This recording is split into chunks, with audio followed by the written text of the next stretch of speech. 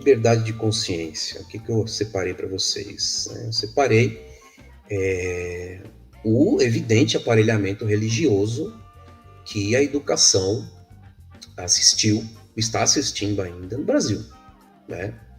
A gente teve quantos ministros da educação nesse desgoverno Bolsonaro, né? Tivemos aí acho que 5, 6 ministros da educação, culminando com um último que nada mais nada menos é um pastor, né? Um pastor evangélico que não fazia questão de respeitar a cidade-estado, ou seja, não fazia questão ao menos de ser discreto no seu cargo, né? Sem falar dos problemas aí que estão sendo investigados de corrupção, né? O uso do dinheiro público para a compra de bíblias, a construção de igrejas, né? A troca de dinheiro por barra de ouro, né? Então, é evidente que não é só a presença do ministro. A gente vê que todo o primeiro, segundo, terceiro escalões do Ministério da Educação estão aparelhados pela religião. Essa é a situação hoje, né? E isso precisa ser enfrentado, lógico. Não é de se esperar que um governo que tem agora, um futuro governo que tem agora o Lula encabeçando, o Lula, o qual, né, assumiu a defesa pela laicidade de Estado, da laicidade de Estado da sua campanha e tudo mais, embora tenha tergiversado ali com a sua posição pessoal lá sobre o aborto, um movimento, né, nitidamente para se aproximar um pouco mais de conservadores que têm ali uma pegada progressista, vamos dizer assim, né, um interesse progressista, mas que não abre mão de valores religiosos, aquela coisa toda, né? A gente sabe que não é possível que esse aparelhamento não vai ser desmontado rapidamente, né? Senão não é impossível trabalhar, né? A gente viu ali coisas complicadíssimas, né, que nunca tinham acontecido, né? A educação passou por todo o enfrentamento das políticas neoliberais do governo Fernando Henrique Cardoso e também do PT, mas nunca vimos algo como tem sido feito, né? E eu separei para vocês aqui a discussão, né? Então, portanto, o aparelhamento ele precisa ser identificado, precisa ser extirpado, né? Essa é a palavra, gente, né? Não tem como considerar as pessoas profissionais, né? Como que você tira como critério para o Ministério da Educação de um Estado pretensamente laico, pessoas ligadas, que são oriundas, que não têm experiência nenhuma com a educação, e só tem experiência com religião, né? Não tem experiência com os afazeres religiosos aí, privados, né? Então, isso precisa ser visto urgentemente, né? A gente estava vendo agora o GT do grupo de transição do Lula, o governo Lula, transição de governo, a maioria, né, me parece, deste GT é do setor privado. Então aí a gente já tem um problema aí, né? Que interesses que esse setor privado? Lembrando que as religiões também estão no setor privado, embora eu não vi nenhum nome ali de religião, de religiosos, né, de instituições religiosas, né? Então, menos mal, vamos dizer assim. Mas a gente vê ali muitos interesses ali de grupos privados, né? A gente sabe, né, que o governo do PT fez um movimento importante no âmbito público, no que se refere à educação, principalmente o financiamento da educação básica e também da educação superior, criação de universidades federais e tudo mais. Por outro lado, criou o ProUni, por outro lado, criou o ensino à distância, né? Enfim, então eu não vou debater isso aqui. Eu queria agora desdobrar como um exemplo que me parece importante em relação à laicidade do Estado, que é o homeschooling, né? Que seria isso, para quem nunca ouviu falar? Seria a regulamentação da educação domiciliar, né?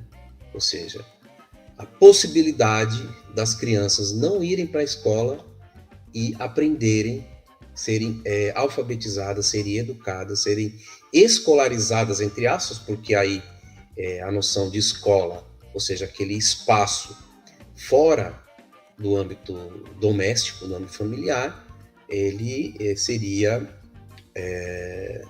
secundarizado, né, adiante dessa possibilidade, ou seja, as famílias que se interessem por isso poderiam, a partir dessa lei, educarem seus filhos dentro de casa. Essa discussão vem desde o começo do século, né? Aí falar que o começo do século é esquisito, mas é isso. Vem desde os anos 2000, é uma discussão, mais uma discussão importada dos Estados Unidos, né? Onde lá tem uma lei que hoje atende, acho que o quê? Acho que 2% da população, acho que nem isso, né? E foi importada para cá como uma possibilidade das pessoas, das famílias, né? Falar em famílias, né? Utilizando aí o termo jurídico, que não tem outro melhor, a gente não ficar aqui com vocabulários muito complicados, mas famílias interessadas em educar seus filhos em casa. Então, aí surgiram várias, vamos dizer assim, perfis de grupos defensores dessa proposta. Essa proposta andou muito devagar durante esses anos todos, e engraçado que ela vai tomando um corpo conforme a conjuntura política e, por consequência, seus governos, né, no âmbito federal, estadual, vão se tornando mais conservadores, né, desde 2000 para cá. Então você percebe que quanto mais conservador é o governo, mais cresceu essa discussão, mais ganhou adeptos essa discussão. Ela é encabeçada, né, pelo que eu conheço, não sou um especialista disso, eu trago aqui como preocupação mesmo.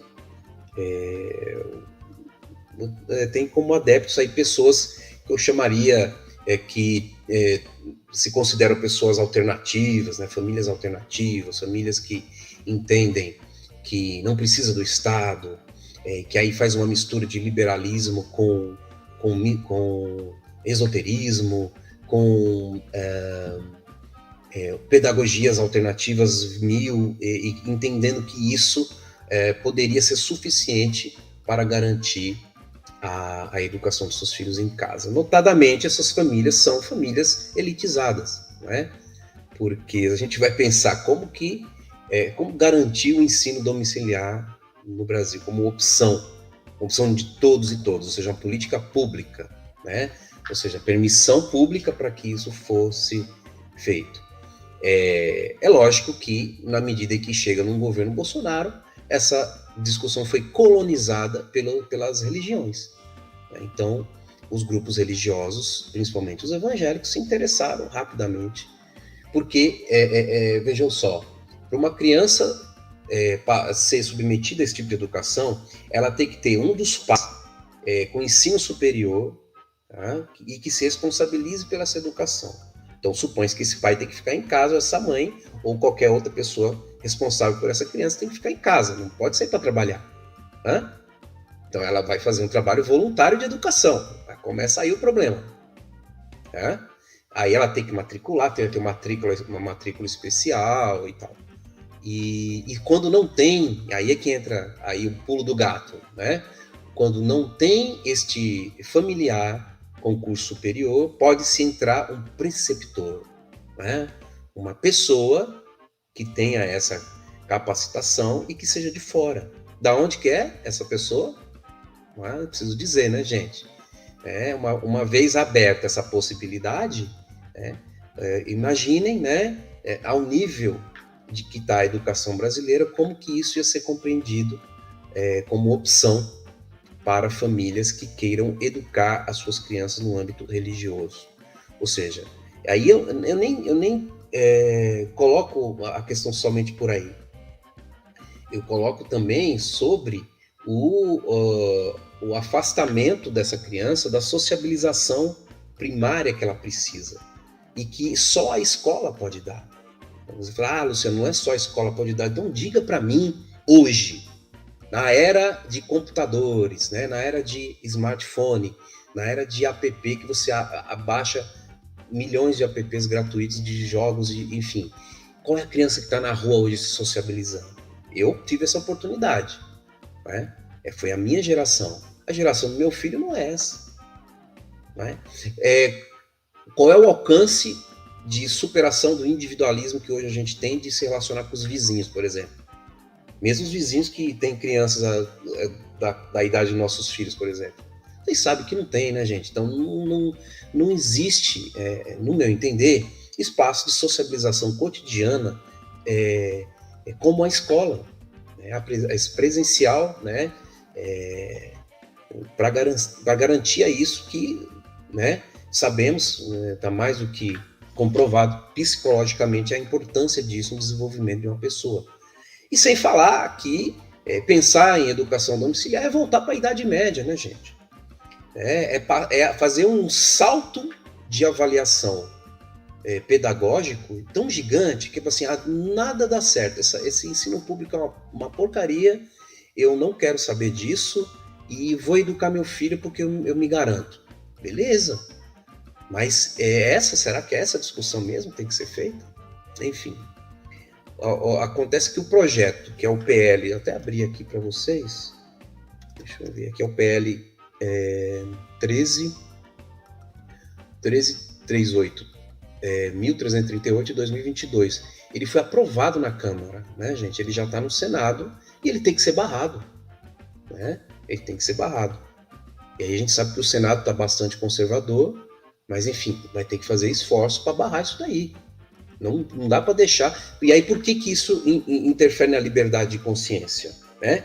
Embora no Brasil, né, as famílias possam educar, têm o direito de educar os seus filhos a partir dos seus preceitos, das suas crenças, dos seus valores, não sou contra isso, tá? Já digo de cara, mas eu também não sou a favor de que este direito de proporcionar essa educação, vamos dizer assim, religiosa a essa criança não pode tolher a liberdade de consciência dela, ou seja, o direito que essa criança tem de mudar de opinião quando ela tiver condição de mudar de opinião.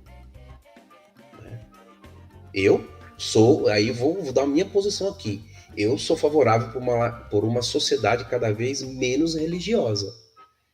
Aí a minha avaliação sociológica e política de que, e comprovada por dados, né, se vocês olham, pegam dados até de índice de desenvolvimento educacional e econômico, as sociedades menos religiosas, né, apresentam melhores índices.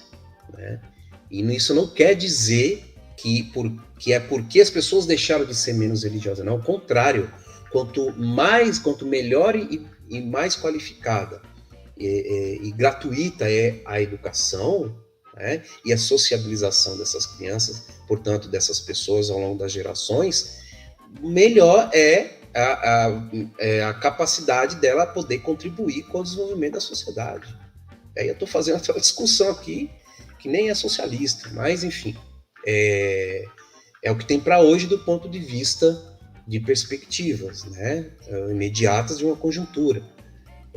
Então, a partir disso, né, como que você concebe uma educação doméstica, né, uma escolarização doméstica, fazendo valer a liberdade de consciência.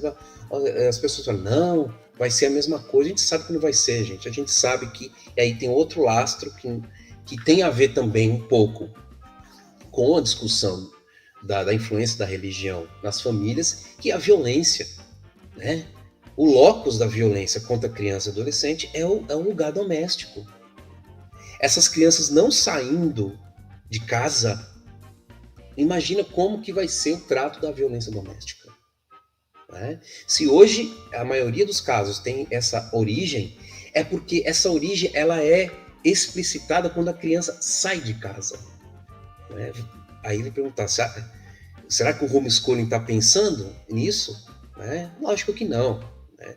Aí você ouve até, você procura aí as reportagens sobre isso, ou a opinião dos defensores, vão falar, é uma pauta que não é nem de esquerda nem de direita. Ó, de novo, né, gente?